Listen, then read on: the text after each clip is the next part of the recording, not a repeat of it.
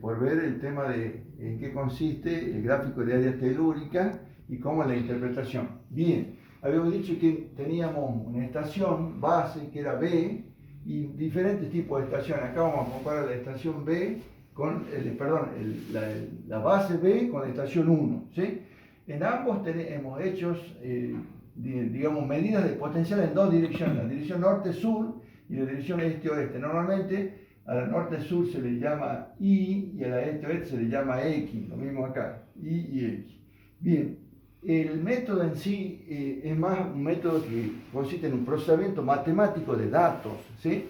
Se los trata de vincular a los datos que se han obtenido de las lecturas de los potenciales. ¿Y cómo se los vincula? ¿Sí? Trataron de armar determinantes. Por ejemplo, acá nosotros vamos a considerar el instante 1 y el instante 2, que serían estas dos líneas azules, tanto para para la base como para la estación 1. ¿Sí? En el instante 1 y el instante 2 corresponde a 10 y a 20 segundos. ¿Sí? En el instante 1 yo tengo una lectura acá de potencial, por dar un ejemplo, que sea 30 milivolts, ¿sí? En la dirección este-oeste, y este parece un poco más bajo, supongo que sea 20 milivolts. Esos datos, ¿cierto?, se colocan, se hace una especie de determinante así, y se colocan el X1, que corresponde a la estación base, que sería este valor, y el Y1, que corresponde también a la estación base, pero en la otra dirección norte-sur. X1 es este-oeste y Y1 es norte-sur. Los colocamos en una fila. Y también hacemos lo mismo, digamos, con la estación 1. La estación 1 también tiene un valor de registro que sería uno para la Y, ¿sí? Y para la X también, ¿sí? Y un dato también 2, tanto para la Y como para la X, ¿sí? De valores de potencial. Entonces eso se arma otro determinante que sería X1 en la estación 1, ¿sí? Y 1 en la estación 1 y X2 en la estación 1 y 2 en la estación 1, que serían estos valores que están acá, ¿sí? X1 y 1 en primera fila y X2 y 2 en la segunda fila, ¿sí? Entonces, ¿qué hacemos? Hacemos un cociente de los determinantes, ¿sí? El determinante que corresponde a la estación 1, en los instantes 1 y 2, lo dividimos en el determinante que corresponde a la estación base, también 1 y 2. Como sabemos por álgebra, el desarrollo del determinante es el producto de la diagonal principal menos la contradiagonal, o sea que sería x1,1 por y sub 2, 1, menos x sub 2, 1, ¿sí? Por y sub 1, 1. ¿Sí? Eso sería para la estación 1, ¿sí? Y para la estación base, igual hacemos el producto de la primera diagonal, ¿sí? Que sería x1b por y sub 2b, y menos la contradiagonal, que sería x sub 2b por y sub 1b, ¿sí?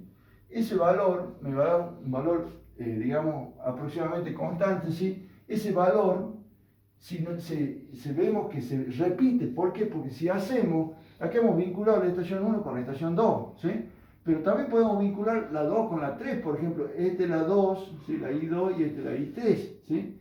Tanto para, digamos, en la estación base, como para la estación 1, ¿sí? Acá tenemos también la X2 y acá la X3, ¿sí? Si hacemos, digamos, ese mismo procesamiento vinculando al 2 con el 3, hacemos un cociente determinante, después hacemos lo mismo en otro, la I3 con la I4, ¿sí?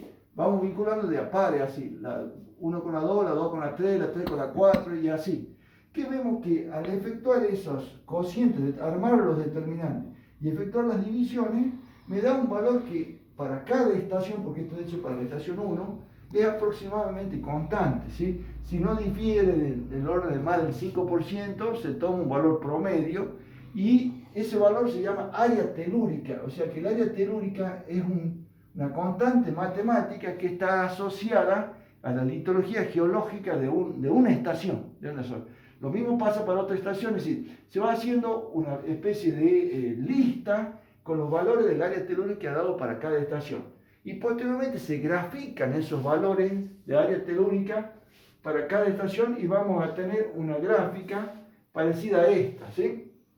Ahora, justamente, ¿para qué nos sirve? Justamente para detectar, digamos, el contacto, digamos, para hacer el seguimiento de la superficie de separación entre entre un estrato un poco más moderno con relación a uno más antiguo, o entre un estrato con respecto al basamento cristalino. Entonces puede haber sido un estrato moderno y que la parte de abajo sea el basamento cristalino, una roca ígnea, por ejemplo, ¿sí? Entonces, siempre y cuando la resistividad del estrato de arriba, rosero, sea menor que la resistividad de la roca de abajo, porque como sabemos, a medida que vamos hacia abajo, la resistividad aumenta porque aumenta la densidad de la roca.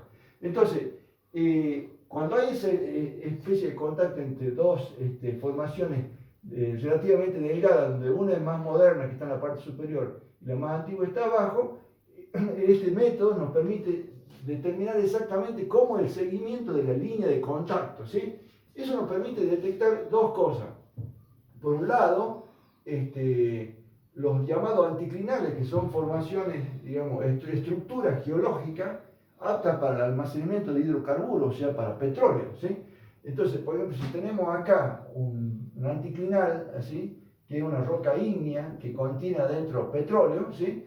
Y nosotros hacemos a circular una serie, es decir, medimos la corriente telúrica que circula por el lugar, vamos a ver que la densidad de la corriente telúrica, que está dada por el área telúrica, es muy alta en la zona donde se adelgaza la cobertura sedimentaria. Es decir, cuando se hace más chico el espesor de la cubierta, tiende a aumentar la cantidad de líneas de corriente por centímetro cuadrado. Entonces acá tenemos valores altos de área telúrica y para los costados, que son las alas del anticlinal, se separan más las corrientes y merma el valor del área telúrica. Entonces, si acá está graficada el área telúrica en función de la distancia, la longitud, y vemos que la curva que sigue del potencial, que es esta roja, tiene un aspecto similar a la forma del anticlinal, o sea que se puede deducir directamente más o menos qué forma tenía la estructura geológica. Lo mismo pasa con el sinclinal. ¿Qué diferencia hay en el sinclinal? Que en el sinclinal, en la parte más baja, digamos, el espesor de la cubierta es ancha y las líneas están más separadas, ¿sí? En cambio, en la zona donde se adelgaza la cubierta, las líneas están más densas, más apretadas. Sí, pero como nosotros graficamos el área telúrica, en la zona donde está el valle del anticlinal está bajo el valor de la telúrica y en la otra zona está más elevado. Justamente para eso es la gran aplicación que tiene este método, para seguir la estructura del basamento cristalino y en general para cualquier, digamos, estructura geológica, sobre todo anticlinales, que son los que contienen o tienen posibilidad de contener hidrocarburos, es decir, petróleo. Por el momento dejamos ahí.